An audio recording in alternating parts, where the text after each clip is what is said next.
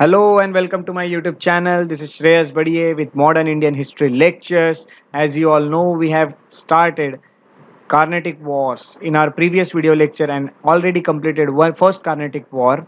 So it's time to discuss second Carnatic War. Second Carnatic war जो है ये आपको मैं स्टार्ट करने के पहले फिर से बता दूं कि मेरे वीडियोस को व्यू के साथ साथ लाइक्स भी दीजिए, लाइक भी कीजिए ताकि मुझे पता चले कि आप मेरे वीडियोस को पसंद कर रहे हो और मैं और वीडियोस आपके सामने ला सकूं और मुझे भी वीडियोस डालने के लिए एक सपोर्ट मिल जाए आपके लाइक्स के साथ, तो मैं भी खुशी खुशी वीडियोस डाल सकता हूँ। तो लाइक करना ना भूले। उसके बाद मैं सबसे पहले आपको सेकेंड कार्नेटिक वॉर जो बताऊंगा उसमें आपको सबसे पहले ईयर याद रखना है। ईयर जो है इसका वो है 1749 से 1754 तक। जो फर्स्ट कार्नेटिक वॉर चला था उसके ईयर थे 1746 से 1748 तक। सेकेंड कार्नेटिक वॉर के जो ईयर है वो है 1749 से 1754 तक। जब पिछले जैसे कि मैंने आपको कुछ पिछले स्लाइड में जो भी चीज़ें बताई थी, जैसे कि मैंने आपको बैकग्राउंड बताया था, वो बैकग्राउंड जो है वो तीनों वॉर के लिए बहुत ज़्यादा ज़रूरी है, तीनों वॉर के लिए कॉमन था। सो वो आप उसको अच्छे से एक बार, नहीं अगर आपने वो वीडियो देखा होगा तो उसको एक बार देख ले। वो वीडियो था मेरा लेक्चर नंबर 5 जिसमें मैंने आपके साथ फर्स्ट कार्नेटिक वॉर डिस्कस किया था। तो जिन्होंने नहीं देखा है वो उसे एक बार देख ले ताकि आपको आइडियाज आ जाए। यहाँ पे मैंने बैकग्राउंड डिस्कस किया था, मैंने आपको 6 पॉइंट्स बताए थे जो आपको याद रखने हैं। फर्स्ट है उसमें वॉर, सेकंड है रीजन, थर्ड है इंपॉर्टेंट इवेंट, फोर्थ है रिजल्ट, सिक्स्थ है ट्रीटी और फिफ्थ है ट्रीटी और सिक्स्थ है कंक्लूजन। ये मेरे बनाए हुए पॉइंट्स है, ये मेरा बनाया हुआ फॉर्मूला है जो आप याद रखेंगे तो आपको बहुत आसानी जाएगी चीज़ें अच्छे से याद रखने के लिए। तो अब हम जो आ रहे हैं वो सेकेंड कार्नेटिक वॉर के सबसे पहली चीज़ जो है वो रीजन। फर्स्ट कार्नेटिक वॉर में रीजन सिंपल था क्योंकि ऑस्ट्रियन वॉर ऑफ सक्सेशन शुरू हो गया था और उसी का असर इंडिया में दिख रहा था। बट सेकेंड में इस तरह से नहीं था। सेकेंड में रीजन कुछ अलग थे। रीजन इस तरह से थे कि हैदराबाद और कार्नेटिक रीजन को लेकर कुछ डिस्प्यूट शुरू थे। तो आइए सबसे पहले देख लेते हैं हैदराबाद और कार्नेटिक रीजन कौन सा है। सो ये जो आपको दिख रहा है this is Carnatic region, this is Coromandel coast, और कोरोमंडल कोस्ट को एक कार्नेटिक नाम दिया गया था। तो ये कार्नेटिक रीजन था। यहाँ पे जो होते थे इनको नवाब कहा जाता था। यहाँ पे जो एडमिनिस्ट्रेशन देखते थे वो नवाब देखते थे, और जो हैदराबाद में देखते थे उन्हें निज़ाम कहा जाता था। यहाँ आपको निज़ाम की टेरिटरी दिख रही है, तो यहाँ निज़ाम।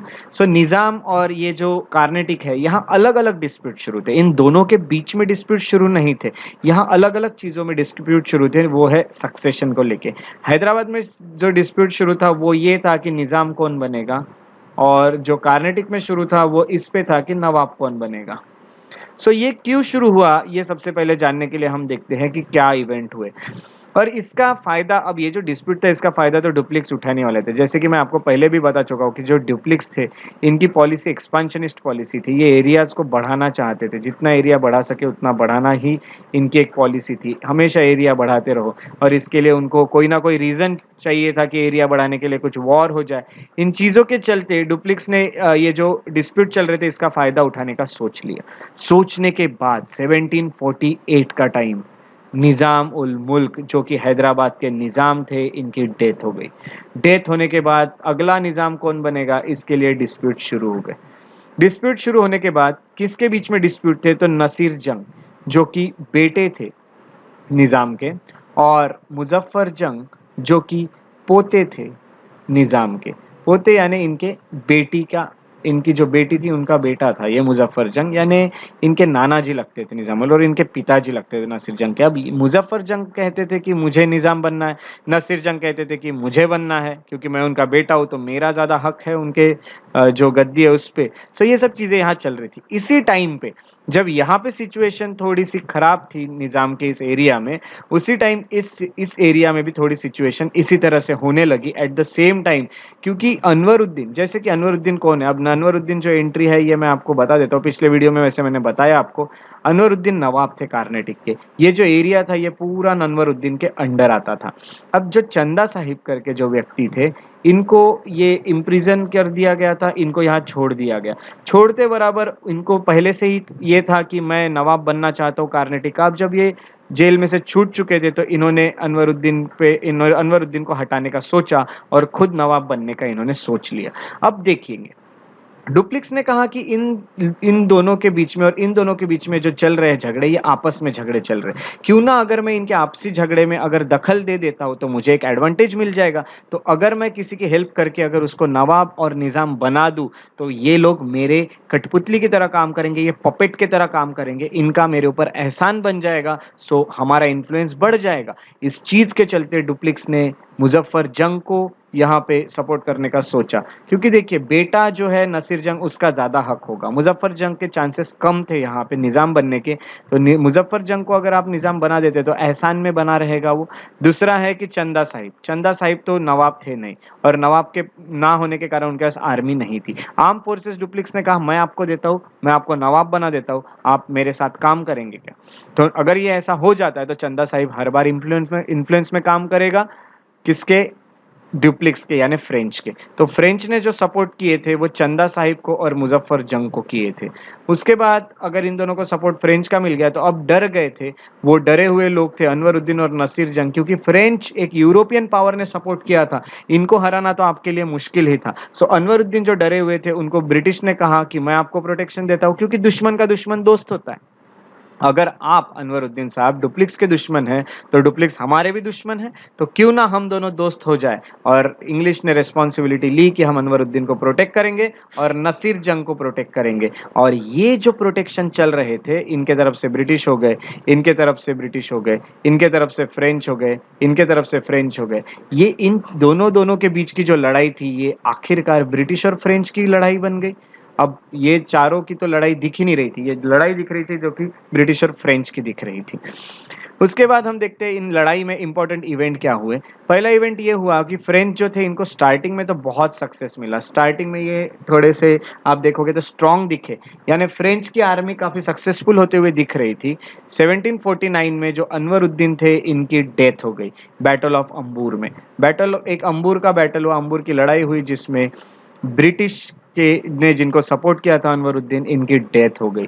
डेथ होने के बाद 1750 में ब्रिटिश एक और जो थे जिनको सपोर्ट करते थे नसीर जंग, उनकी भी डेथ हो गई। ब्रिटिश के दोनों जो लोग थे इनकी डेथ हो गई 1750 और 49 में।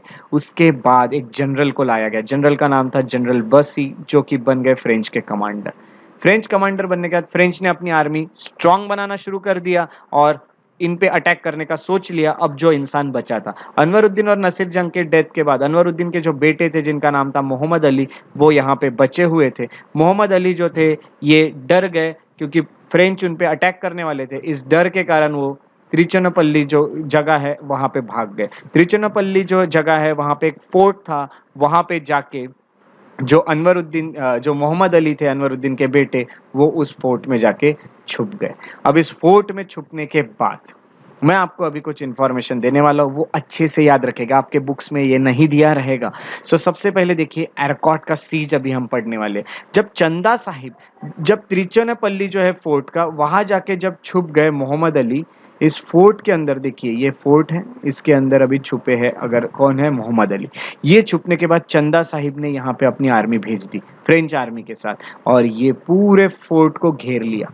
ये घेरने को बीसीज करना कहते हैं। इन्होंने ये फोर्ट ऑफ त्रिचुनापल्ली जो है इसको बीसीज कर लिया। वो होने के बाद 1751 में क्लाइव को बुलाया गया कि हम फंस चुके हैं। ब्रिटिश ने बोला कि हमारा जो व्यक्ति है जो कि मोहम्मद अली है, ये एक जगह फंस चुका है, तो आप बताइए क्या करना चाहिए। तो सबसे पहले जो क्लाइव थे उन्होंने एक प्लान बनाया, क्योंकि एक एरकॉट करके जगह थी, एरकॉट, एरकॉट करके जो जगह थी वो एरकॉट के तरफ, एरकॉट जो है ये नवाब का कैपिटल हुआ करता था, यानी ये कार्नेटिक का कैपिटल हुआ करना था। अब नवाब की तो डेथ हो चुकी थी और चंदा साहिब दावा करते थे कि मैं नवाब हूं, तो चंदा साहिब के अंडर आ चुका था एरकॉट। तो एरकॉट पे क्लाइव ने अटैक कर दिया, जबकि चंदा साहिब की पूरी नजर इस तिरुचनापल्ली के फोर्ट पे थी। उस टाइम उन्होंने ध्यान नहीं दिया एरकॉट पे, और एरकॉट पे क्लाइव ने अटैक कर दिया।